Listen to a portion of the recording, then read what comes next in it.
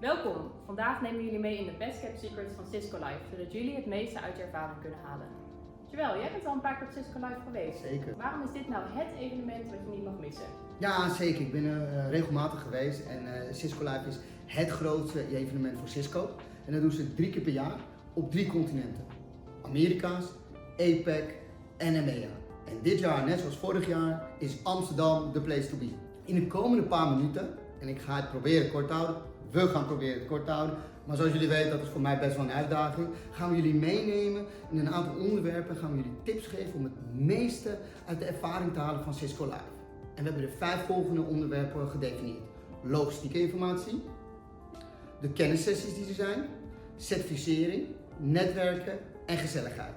Heel belangrijk. Laten we gewoon bij het begin beginnen. Cisco Live vindt plaats van 5 tot 9 februari 2024 in de RAI in Amsterdam.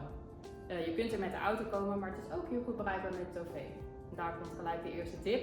Start je dag goed met een bak koffie of thee bij onze koffiekar buiten het station. Die kan niet ontbreken. Sowieso niet. De RAI is echt een hele grote venue, dus zorg dat je comfortabele schoenen aantrekt, want je zal flink wat kilometers maken. Daarnaast kan de temperatuur binnen in de venue ook wel wat variëren, dus zorg dat je daar rekening mee houdt. Er zijn heel veel verschillende areas op Cisco Live, maar neem ook echt de tijd om elke goed te gaan bekijken. Zo heb je de World of Solutions, de Hub, maar kun je ook lekker programmeren bij de DevNet-zone. Last but not least, lunch wordt soms wel eens best wel druk, dus weet dat er ook een centrale hal is waar je echt van alles kunt krijgen. Van Italiaans tot India's en Thais. Lekker. Ja. Ja.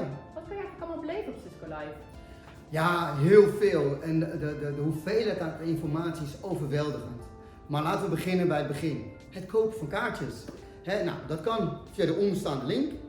En welke kaart heb je? Nou, we hebben de 4 belangrijkste kaarten gedefinieerd. Dat zijn de Full Conference, IT Leadership, Explorer of een dagpas wat alleen in de vorm van Explorer kan. Daarnaast hebben we kennissessies. Nou, er zijn heel veel kennissessies.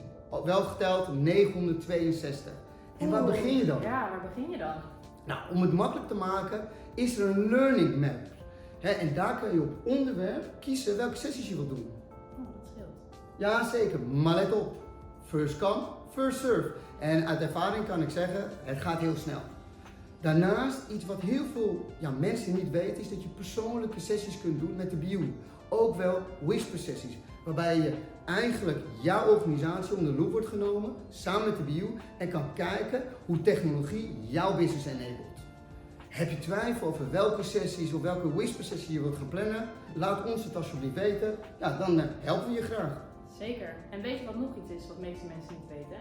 Bij de meeste tickets krijg je een gratis Cisco certificeringsexamen. En normaal zijn deze best wel prijzig, dus echt een buitenkantje wat je niet mag missen. Nou, volgens mij naast de inhoudelijke sessies is er ook heel veel tijd om te netwerken. Hoe loopt dat eigenlijk op Cisco Live?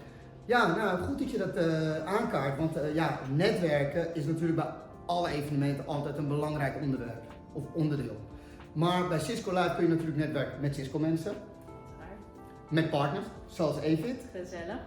maar ook met partijen uit het ecosysteem van Cisco. Dat wil zeggen dus partijen die een integratie hebben gecreëerd met Cisco technologie. Daarnaast zijn ook vertical avonden.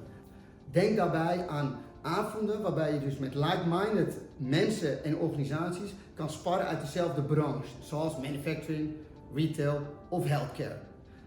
Nou, dat klinkt alsof er naast de serieuze zaken ook genoeg tijd is voor gezelligheid. En dat is ook een belangrijk onderdeel van Cisco Live. Zo organiseert Cisco namelijk een openingsceremonie en een closing party. En ik heb gehoord dat het best wel flinke namen zijn die daar staan te shinen. Zeker. Daarnaast is er nog één ander belangrijk evenement wat je niet mag missen. En dat is de Dutch Evening. Die vindt plaats op de Dinsdagavond, waarbij inderdaad een mooi moment om veel Nederlandse Cisco mensen te ontmoeten, Nederlandse klanten en natuurlijk Nederlandse partners. Waar je, zeker gezellig, waarbij je de mogelijkheid krijgt om een hapje en een drankje te doen. Leuk. Nou, ik denk als we het samenvatten, Cisco Live echt een evenement wat je niet mag missen. En ook belangrijk, begin op tijd met je voorbereidingen. Zeker. Nou, wij zijn er en wij hopen jullie daar te zien. Connect met ons als je komt via een e-mail, een LinkedIn bericht of een WhatsApp. Zie je daar? Ciao!